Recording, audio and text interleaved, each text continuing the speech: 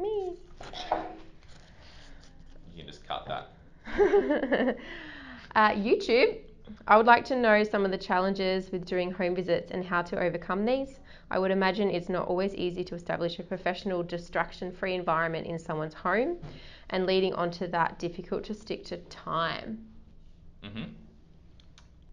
Okay, so pretty much overcoming challenges with home visits, establishing professional environment. Distraction-free. Well, you're always going to have distractions. We've got to roll with them a lot of the time.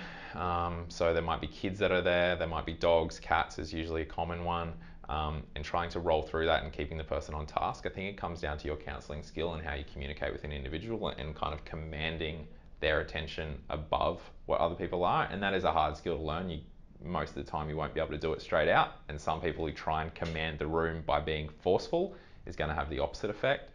You might not get asked back in terms of how forceful you are. But that's one thing. In terms of professional setting in the environment, kitchen table, dining room table, lounge chairs, if there's a kind of good kind of setting, is fine. Definitely don't walk into a thing and go, oh, sit down right next to me on the lounge and let's do it. That's not going to be conducive. All the time I see that, and I'm just like, how is this working? And they're like both cranking their neck backwards and forwards, and they're like, Tyson, I'm like, you're a little close. So that's professionally. Thankfully, not. I've never seen that with all the shadowing I've done. So it must be Peter's crew. But yeah, so in terms of professional, like, I think it's just common sense dictates. Don't do shit in a bedroom. Don't do that kind of thing. And professional in terms. Yeah, of I mean, I've pulled up my clients for doing random things, right? So examples for me and what happens sometimes: the phone rings. Do they answer it? Sometimes they do.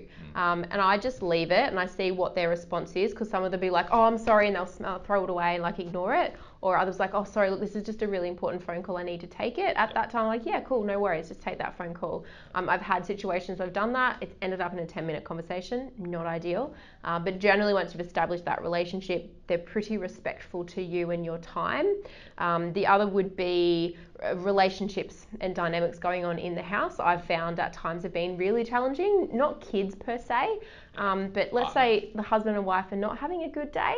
And I've witnessed this in the last couple of weeks. It's been obvious to me, and at times, sometimes throw the banter in there and kind of play off it and go, not having a good day here, guys. And they're like, oh, no, and it kind of just levels it all out, and they feel a lot more comfortable. And so then I kind of break the ice for them, and that can sometimes change the way that consult goes.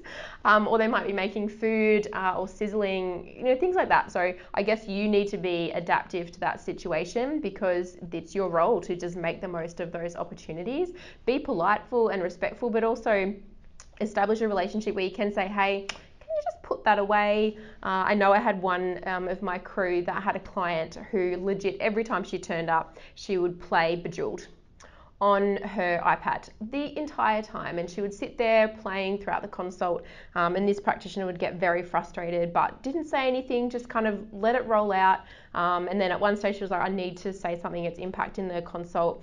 And I think at one point she did kind of just suggest that it was slightly rude to have the Bejeweled there. Anyway, like, that client is still a client, now finishes it as she walks into the door and closes it, and she's done with it, and has lost well over 25 kilos. So like, if you can just respect that, that's their personal environment, they can do what they want, you can still act professional and get the job done. It might not be the best or most ideal situation, but as long as you stick to your target, have your phone there so you do keep an eye on the time to make sure that you do kind of finish up. That's the easiest, most professional way. Yeah, well, that's 100% answer probably most of the first part of that, but I think around just keeping to time, it's just commanding it and then being really specific with your stuff. And if you see time running away, then it's just like trying to wrap it up and kind of go, all right, this is what we need to do moving forward, really try and sum it up.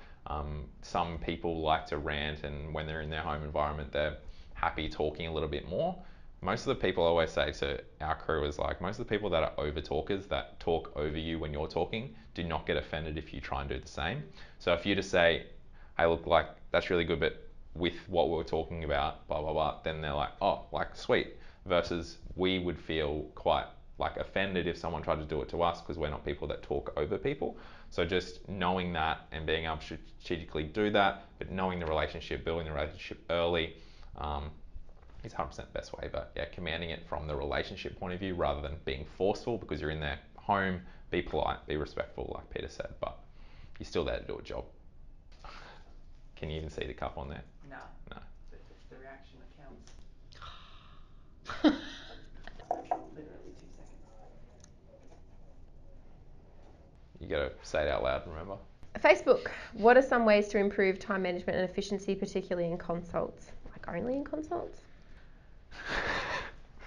Well, you're so good at time management and efficiency. Yeah, I've gotten a hell of a lot better at time management in consults. Thank you very much. How do you do that?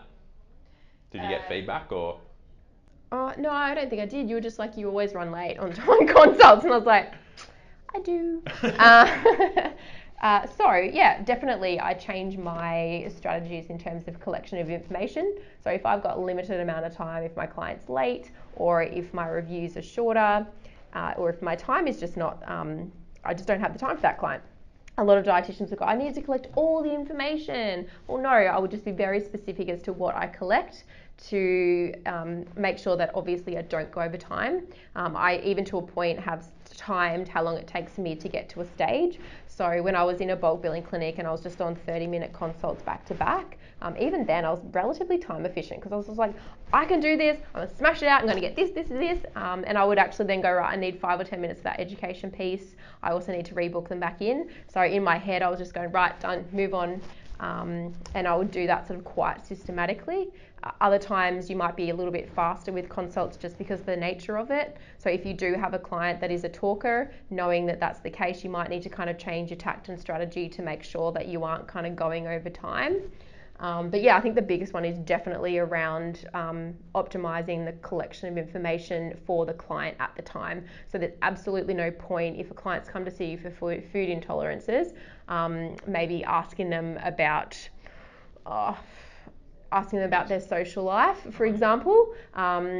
Or trying to kind of build that rapport, or if you've got someone that doesn't have any medical history whatsoever and you spend heaps of time going through like their bowel charts and family history and all that sort of stuff.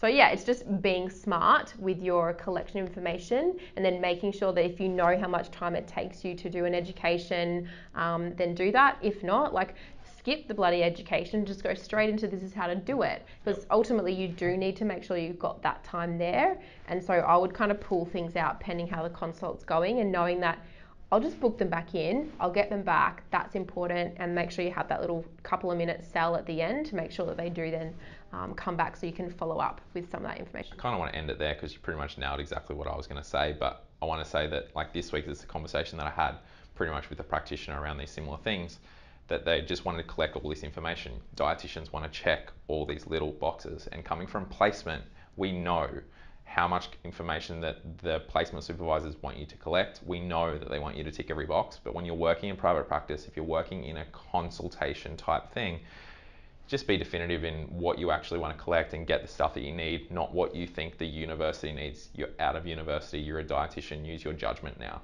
The reason why they do it in uni is so that they know you can do all of those things. It doesn't mean you have to do them all every single time with every single client for the rest of history. So be specific, be targeted, and 100% you'll save yourself 30 minutes of time in a consult. I was doing 20 minutes back to back within my first year of coming out. A lot of people, and to be able to collect information, give education, Got efficient? And recommendations. And that's what I was going to say as well, is like Peter got hammered a little bit by me around when she first started about going overtime. It took me a while to actually mention it, but then What? It took him a couple of weeks. That's a while for me. And then basically what happens is when we shorten consults, you become more efficient in the time that you have and you can get better at it. I think sometimes, especially when people come out, if they just set themselves an hour, they fill the hour with their client instead of doing 40 minutes and then you fill 40. If you do 30, you can fill 30, and you be more strategic just based on giving yourself that time crunch. And you might not be able to get to 20, and you might be someone that sits way better at 40 because you like to talk more and do all of that, and you don't feel like you can be more efficient than that. But I think testing yourself and seeing where you are and then grading it back based on how you're going is a really important skill as you move forward. Less is more. Done. Do you want to? I'm just waiting for you to score it. Closer this time.